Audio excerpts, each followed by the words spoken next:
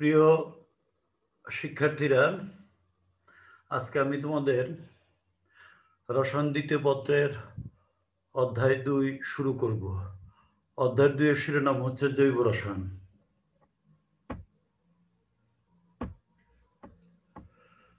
তো সবার আগে ভূমিকা। এক কথায় যদি বলি তাহলে জৈব রসায়ন হলো কার্বন যৌগের রসায়ন, আর হাইড্রোকার্বন হলো মূল জৈব যৌগ। হাইড্রোকার্বন হলো মূল জৈব যৌগ। এই হাইড্রোকার্বনের হাইড্রোজেন পরমাণু বিভিন্ন গ্রুপ দ্বারা প্রতিস্থাপিত হয়ে বিভিন্ন শ্রেণীর জৈব যৌগ সৃষ্টি হয়েছে। ওই বিভিন্ন গ্রুপ বা মূলক সংশ্লিষ্ট যৌগের রাসায়নিক ধর্ম নিয়ন্ত্রণ করে। এজন্য এই গ্রুপকে বলে কার্যকরী মূলক। আর কার্যকরী মূলক ভিত্তিক জৈব যৌগের শ্রেণীকে বলে সমগোত্রীয় শ্রেণী। জৈব রসায়নের অধ্যয়ন মানেই কার্যকরী মূলক ভিত্তিক সমগোত্রীয় শ্রেণীর অধ্যয়ন। মানব জীবনের প্রাথমিক সাফল্য সমাধানে জৈব রসায়নের অতুলনীয় ভূমিকা রয়েছে, তা আমরা ধীরে ধীরে জানতে পারব। তো সবার আগে জৈব রসায়ন কাকে বলে এটা আমরা জানার চেষ্টা করব। কার্বন শিকল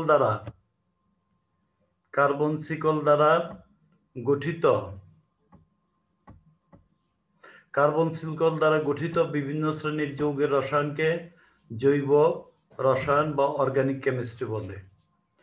এক কথায় রসায়ন বিজ্ঞানের যে শাখায় হাইড্রোকার্বন ও হাইড্রোকার্বনের বিভিন্ন জাতক সম্বন্ধে আলোচনা করা হয় তাকে জৈব রসায়ন বলে। প্রকৃতপক্ষে কার্বনের রসায়নই জৈব রসায়নের আলোচ্য বিষয়। রসায়নের এই শাখায় জৈব যৌগের উৎস, প্রস্তুত পদ্ধতি, আণবিক সংযুক্তি, গঠন, ভৌত ও রাসায়নিক ধর্ম এবং তাদের ব্যবহার সম্পর্কে আলোচনা করা হয়ে থাকে। জৈব যৌগ কি? জৈব যৌগ বলতে হাইড্রোজেন ও কার্বন দ্বারা গঠিত হাইড্রোকার্বন এবং হাইড্রোকার্বন থেকে উৎপন্ন যৌগ সমূহকে বোঝায়। এসব জৈব যৌগে কার্বনের সাথে প্রধানত hydrogen, oxygen, nitrogen, sulphur, phosphorus, halogen প্রভৃতি মৌল সংযুক্ত থাকে। যেমন methane, methyl chloride, methyl alcohol, acetic acid, এগুলি প্রত্যেকটি হলো জৈব যৌগ।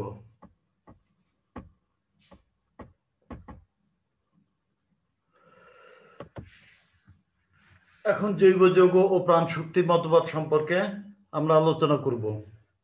1808 খ্রিস্টাব্দে সুইডিশ বিজ্ঞানী বার্জিলিয়াস উদ্ভিদ ও প্রাণী অর্থাৎ সজীব পদার্থ থেকে প্রাপ্ত যৌগ সমূহকে জৈব যৌগ এবং খনিজ অর্থাৎ নির্জীব পদার্থ থেকে পাওয়া যৌগ সমূহকে অজৈব যৌগ নামকরণ করেন। 1815 খ্রিস্টাব্দে বিজ্ঞানী বার্জিলিয়াস প্রস্তাব করেন যে জৈব যৌগ সমূহ কেবল সজীব উদ্ভিদ ও প্রাণী দেহে এক প্রকার রহস্যময় প্রাণশক্তির প্রভাবে উৎপন্ন হয়ে থাকে। এখানে তোমরা খেয়াল করো, জৈব যৌগ সমূহ কেবলমাত্র সজীব উদ্ভিদ ও প্রাণী দেহে এক প্রকার রহস্যময় প্রাণশক্তির প্রভাবে উৎপন্ন হয়ে থাকে। অর্থাৎ পরীক্ষাগারে এই যৌগ সমূহ প্রস্তুত করা সম্ভব নয়। এই কারণে বার্জিলিয়াসের এই মতবাদকে প্রাণশক্তি মতবাদ নামে অভিহিত করা হয়। এবং তখনকার যুগে সব বিজ্ঞানী এই মতবাদ গ্রহণ করে। এই দেখো বার্জিলিয়াসের ছবি দেখো। পুরো নাম জনস জেকব বার্জিলিয়াস, সুইডেনে জন্ম। 1779 সনের আগস্ট মাসের 20 তারিখে, অর্থাৎ অষ্টাদশ শতকের শেষ ভাগে জন্ম। আর মৃত্যুবরণ করেন সুইডেনের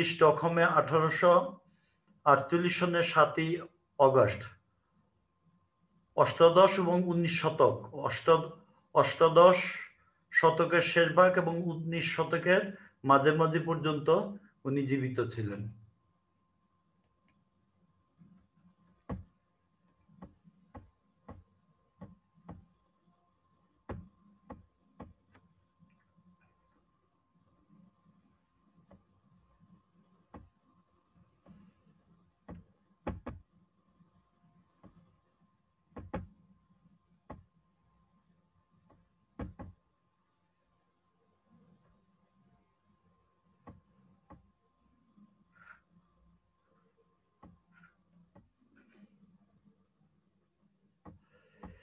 এরপরে 1828 খ্রিস্টাব্দে বিজ্ঞানী ফ্রেডরিক ভোলার পরীক্ষাগারে অজৈব অ্যামোনিয়াম ক্লোরাইড এবং লেড সায়ানাইড দ্রবণের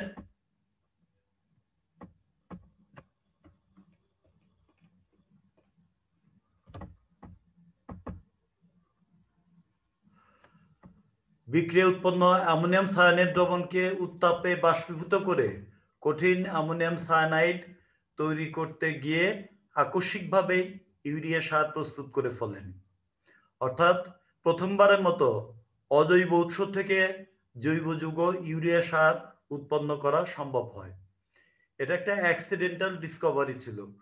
উনি আসলে অজৈব অ্যামোনিয়াম ক্লোরাইড এবং লেড সায়ানাইড দ্রবণের বিক্রিয়াতে অ্যামোনিয়াম সায়ানাইড তৈরি করতেছিলেন তার নিজের প্রয়োজনে। এর মধ্যে একদিন হঠাৎ করে বেশি তাপ দেওয়ার ফলে উনি দেখলেন যে অ্যামোনিয়াম সায়ানাইডের মধ্যে একটা পরিবর্তন ঘটছে।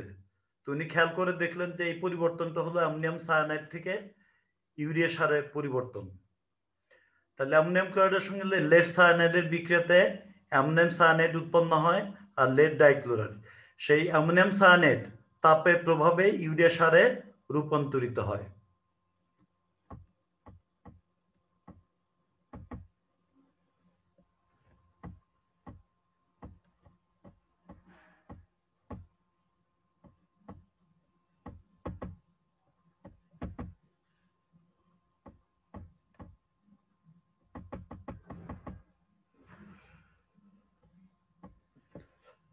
তার মানে অজৈব উৎস থেকে জৈব যৌগ প্রস্তুত করার মাধ্যমে প্রমাণ হয় যে জৈব যৌগের প্রস্তুতিতে রহস্যময় প্রাণশক্তি সবসময় দরকার হয় না।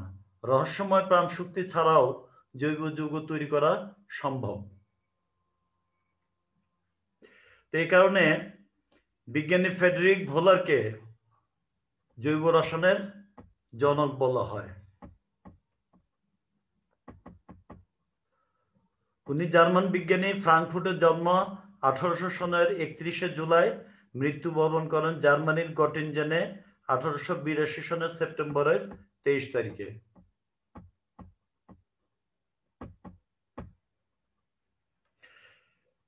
এখন জৈব যৌগ বলতে বোঝে আমরা কার্বনের যৌগ। তাহলে এই যে জৈব যৌগের সংখ্যাটা কেন বেশি, কার্বনের কোন কোন বিশেষ বৈশিষ্ট্যের কারণে এটা ঘটে, সেটা আমরা এখন পড়ব। এই কারণে এটা শিরোনাম হচ্ছে জৈব যৌগ গঠনে কার্বন মৌলের বিশিষ্টতা। তো সবার আগে জৈব যৌগের প্রাচুর্য। বর্তমানে জৈব যৌগের সংখ্যা 80 লক্ষেরও বেশি।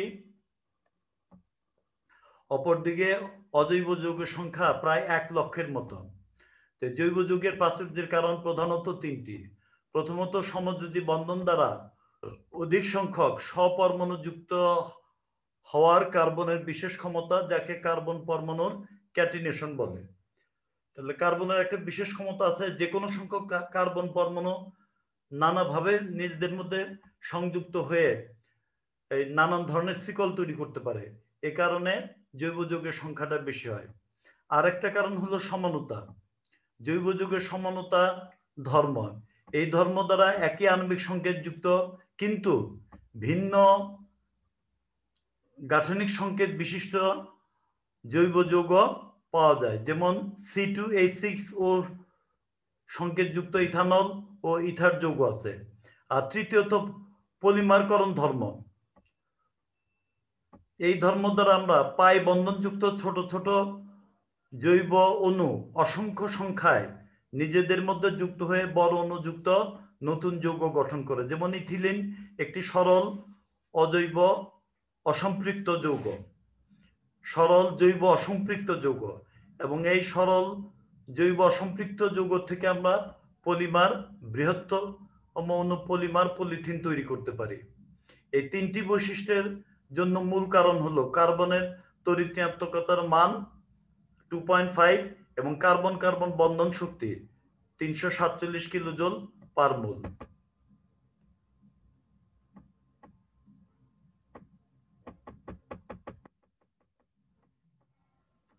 এখন একটু ক্যাটিনেশনটা একটু ভালো করে ব্যাখ্যা দেওয়ার চেষ্টা করি। তো ক্যাটিনেশনের সংজ্ঞা: কার্বনের অসংখ্য পরমাণু নিজেদের মধ্যে যুক্ত হয়ে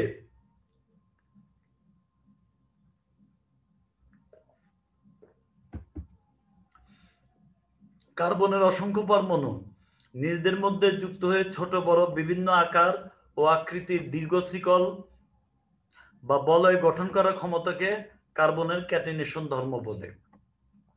এটা ল্যাটিন শব্দ ক্যাটানা থেকে এসছে। ক্যাটানা শব্দের অর্থ হলো শিকল। কার্বনের ক্যাটিনেশন বলতে আসলে কার্বনের শিকল বোঝায়। জৈব যৌগ গঠনকালে কার্বনের sp3 সংকরণ দ্বারা কার্বন পরমাণু নিজেদের মধ্যে নানাভাবে সংযুক্ত হয়ে সম্পৃক্ত কার্বন শিকল ও চক্রীয় কার্বন কাঠামো গঠন করতে পারে। আবার কার্বনের sp2 ও sp সংকরণ দ্বারা কার্বন পরমাণু সহ নানাভাবে যথাক্রমে দ্বিবন্ধন ও ত্রিবন্ধন দ্বারা যুক্ত হয়ে অসম্পৃক্ত কার্বন শিকল ও কার্বন চক্র গঠন করতে পারে। কার্বনের এইরূপ স্বপরমাণু যুক্ত হওয়ার ধর্মকে, অর্থাৎ নিজেদের মধ্যে যুক্ত হওয়ার ধর্মকে কার্বনের ক্যাটিনেশন বলে। এখানে কয়েকটা দৃষ্টান্ত খেয়াল করো। কার্বনের শিকল ও বলয় গঠন করে। দেখো এই যে তিনটে কার্বন পরপর এই সংযুক্ত হয়ে সরল শিকল গঠন করছে। Carbon carbon carbon carbon carbon, এই যে সরল শিকল। আবার এখানে এই শাখায়িত শিকল, এই যে প্রধান চেনে 1 2 3 4টা কার্বন, আর এই যে শাখা শিকলে একটা কার্বন। আবার এই যে বলয়, 3 কার্বনের বলয়, এখানে 1 2 3 4 কার্বনের বলয়। অর্থাৎ sp3 সংকরণ দ্বারা সম্পৃক্ত কার্বন শিকল ও চক্রীয় যৌগ গঠন সম্ভব। আবার অসম্পৃক্ত কার্বন শিকল ও চক্রীয় গঠন, এটা সম্ভব কার্বনের sp2 ও sp সংকরণ দ্বারা। sp2 সংকরণ দ্বারা কার্বন কার্বন দ্বিবন্ধন যৌগ বিশিষ্ট জৈব যৌগগুলো তৈরি হয়, আর sp সংকরণ দ্বারা কার্বন কার্বন ত্রিবন্ধন বিশিষ্ট যৌগ তৈরি হয়। এছাড়া অ্যারোমেটিক জৈব যৌগ তৈরি হয় কার্বন কার্বন দ্বিবন্ধন, কার্বন কার্বন একক বন্ধন। এইভাবে এই sp2 সংকরণের মাধ্যমে অসম্পৃক্ত বলয়াকার যৌগ তৈরি সম্ভব। এদের দৃষ্টান্ত খেয়াল করো। যেমন প্রোপেনের 3টা কার্বন আর 3 × 6 = 8টা হাইড্রোজেন আছে।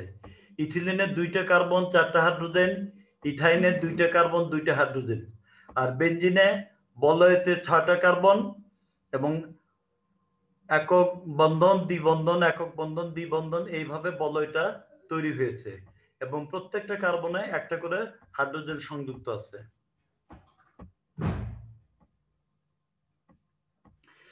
ক্যাটিনেশনের সাম্প্রতিক কালের একটা বিশেষ উদাহরণ হলো ফুলারন নামক কার্বনের একটা বিশেষ শ্রেণীর রূপভেদ। বিজ্ঞানীরা গ্রাফাইট এবং ডায়মন্ড ছাড়াও 1985 সালে কার্বনের বিশেষ শ্রেণীর রূপভেদ আবিষ্কার করেন। এই রূপভেদ সময়ের অণুতে 30 থেকে 70টা কার্বন পরমাণু সমযোজী বন্ধনে আবদ্ধ থাকে। এসব রূপভেদের যেমন কার্বন 32, কার্বন 50, কার্বন 60, কার্বন 17, এদের নামকরণ করা হয় ফুলারিন্স। এদেরকে বলা হয় ফুলারিন্স। রূপভেদ C60 আণবিক গঠন হলো বিখ্যাত স্থপতি বাকমিনিস্টার ফুলার নির্মিত ভূগোলক আকৃতির গম্বুজের মতো। এ কারণে কার্বনের রূপভেদ C60 কে বাকমিনিস্টার ফুলারিন বা বাকিবল বলা হয়। এই বিশেষ ফুলারিন অণুতে 7টি কার্বন পরমাণু পরস্পরের সাথে একক বন্ধন দ্বারা আবদ্ধ, যার আকৃতি ফুটবলের মতো।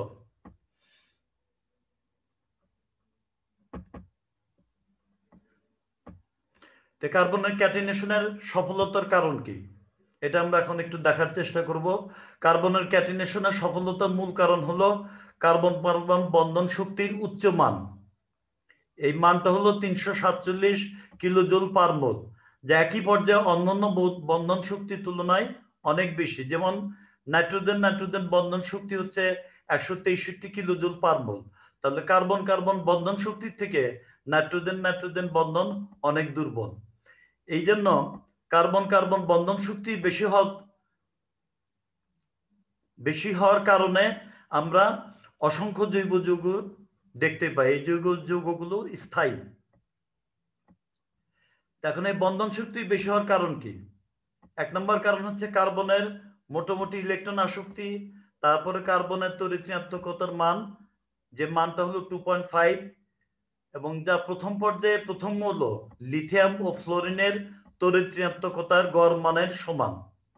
এবং সবচেয়ে দরকারি শর্ত হলো কার্বনের ক্ষুদ্র পারমাণবিক ব্যাসার্ধ। এই ব্যাসার্ধ হচ্ছে 0.077 ন্যানোমিটার এবং দ্বিতীয় শক্তি স্তরে যোজ্যতা ইলেকট্রন। এর ফলে দুটি কার্বন পরমাণুর অরবিটালের মধ্যে মুখোমুখি অধিক্রমণ দ্বারা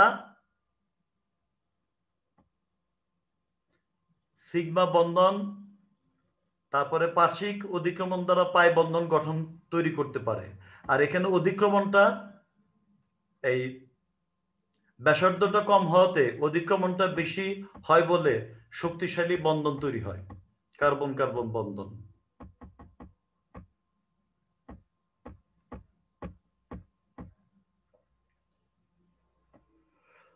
তারপর হলো সমানতা। যেসব জৈব যৌগের আণবিক সংকেত এক কিন্তু গাঠনিক সংকেত ভিন্ন, তাদেরকে বলি আমরা সমঅণু। আর জৈব যৌগের এই বৈশিষ্ট্যকে বলা হয় সমঅণুতা। আণবিক সংকেত এক কিন্তু গাঠনিক সংকেত ভিন্ন, সেই সমস্ত যৌগকে বলি আমরা সমঅণু, আর তাদের ধর্মটাকে বলি সমানুতা। যেমন উদাহরণ হিসেবে আলোচনা করা যাক C2H6O আণবিক সংকেতের দুটি সমঅণু।